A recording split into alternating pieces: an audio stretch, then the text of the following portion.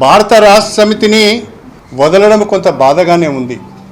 నమస్తే, welcome to విశ్వ TV.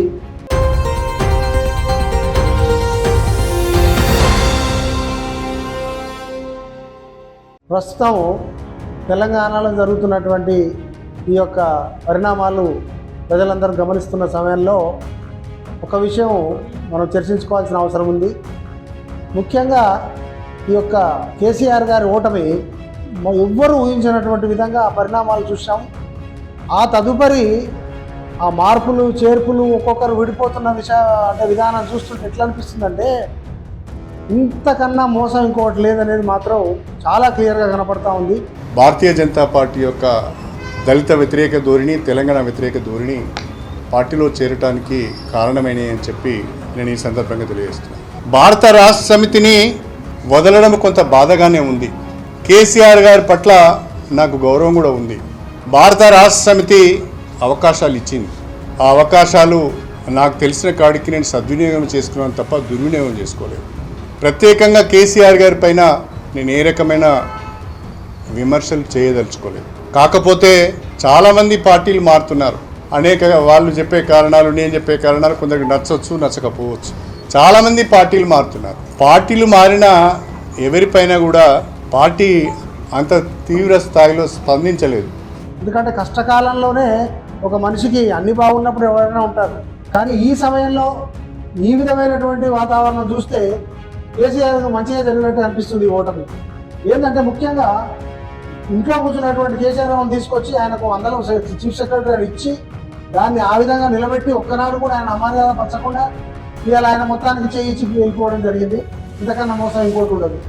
ఇంకా కడియం శ్రీగారికి ఇంకా ఆయనకైతే ఉప ముఖ్యమంత్రులు ఈ స్థాయిలో చేసి ఇంకా ఆయన అసలు ఇంట్లో కూర్చున్నాడు. అతనికి అయిపోయింది. ఆయనే అన్నాడు ఒకనాడు, నేను ఇంకా లాస్ట్కి వచ్చిన వృద్ధుని అయిపోతున్నా, ఈ టైంలో నాకు అవకాశం రావడం అనేది పోయిన తెలుగుదేశం పార్టీ నుంచి వచ్చి అంత బాగా ఆయన ఆ విధంగా అని ఈరోజు ఆయన చేసిన మోసం చాలా పెద్దది.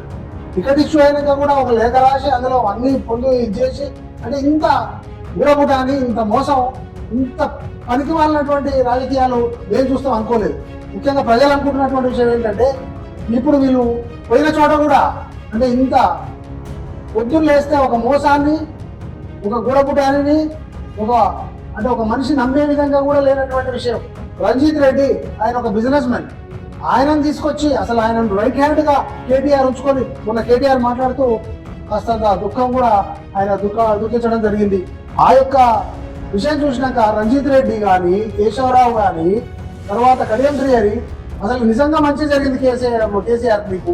ఎందుకంటే మీరు చేసినటువంటి ఆ యొక్క ఉద్యమం కొన్ని దాదాపు ఒక 14 ఏళ్ళు చేసి 10 ఏళ్ళు పాలించి ఎట్లా తట్టుకుంటారో కానీ చాలా బాధపడవలసిన విషయమే ఆ విధంగా అన్యాయం జరగడం.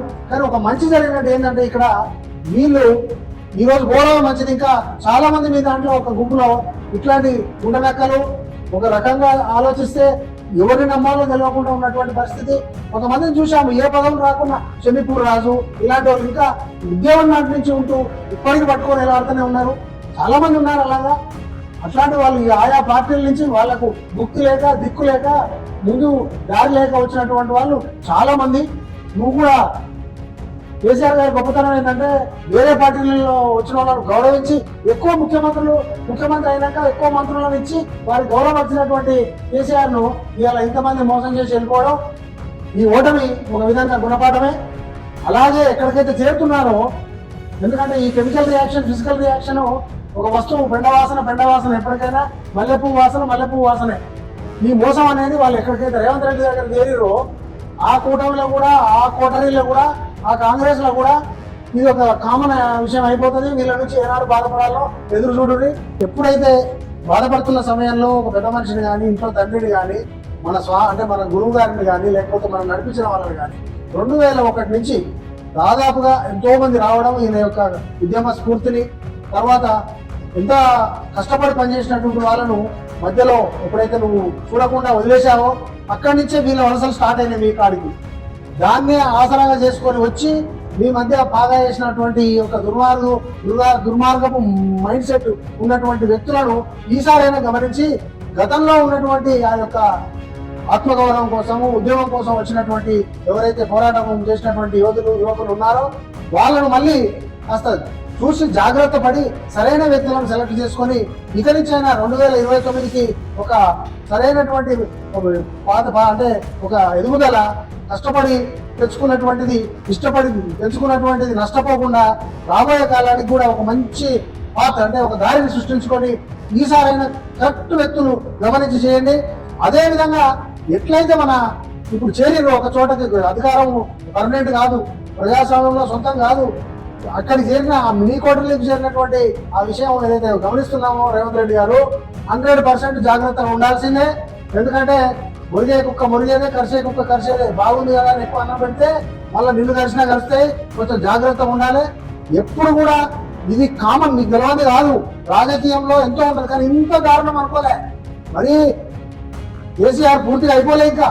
ఎందుకంటే రాజకీయంలో రామారావు కూడా ఆనాడు చూసాం మనం, వెనక కడిగేసినాడు, ఇంత ప్రపంచంలాగా వచ్చినాడు. ఈ రోజు మీకు చెప్పేది కూడా ఏంటంటే జాగ్రత్తగా ఉండి ముందుకు నడిపించి మళ్ళీ ఆ పట్టును సంపాదించి, ముఖ్యంగా ఈ రేవంత్ రెడ్డి గారు మాత్రం జాగ్రత్త పడాల్సిన అవసరం ఉంది. అక్కడ మరీ ఇంకా దారుణంగా ఉంటుంది. ఎందుకంటే అందరూ కూడా ఈ సమయాన్ని అధికారాన్ని ఫైనాన్షియల్ గా ఎదగడానికి సంపాదించుకోవడానికి వచ్చిన వాళ్ళగానే కనబడుతుంది. ప్రజలు అది గమనిస్తున్నారు. కార్యకర్తలారా ముఖ్యంగా చాలా ముఖ్యమైన విషయం ఏంటంటే ఈ 3-4 ఇప్పుడు నేను చెప్పిన పెద్ద మనుషులు వాళ్ళతో ఓట్లు రాలేవు, తోట్లు రాలేవు. ముఖ్యంగా కార్యకర్తలు చేసినటువంటి కష్టాలే ఇంతవరకు తీసుకొచ్చినాయి. కార్యకర్తలు పడినటువంటి ఆ శ్రమ వీడి వరకు వచ్చింది. వీళ్ళు గెలిచిన ఓడిన ప్రభుత్వాలు మారిన కార్యకర్తలు, ప్రజలు, ఓటర్లు ఇప్పటికైనా కళ్ళు తెరవండి. ఇక ఎప్పుడు కూడా ఇలాంటి వాటిని నమ్మి ముఖ్యంగా నాయకులు వస్తుంటారు, బాగా డబ్బుల మీద ఆశ పెట్టేవో లేకపోతే పడేవో ఉన్నాయి ఖర్చు పెట్టుకోనో మీకున్నటువంటి ఆ యొక్క చిన్నపాటి ఆలోచనను ఆశయాన్ని ఖరాబ్ చేసుకొని ఆ విధంగా ఎన్నో ఏళ్ల నుంచి పెట్టుకున్న కష్టాన్ని సంపాదించుకున్న సొమ్మును ఇంక్లూడింగ్ ఇప్పుడు వచ్చినటువంటి కొంతమంది కార్యకర్తలే కాదు, ఎంపీ సీట్లు వచ్చిన వాళ్ళు కూడా వాళ్ళ పైసలు అయిపోయేటట్టే ఆలోచిస్తున్నారు.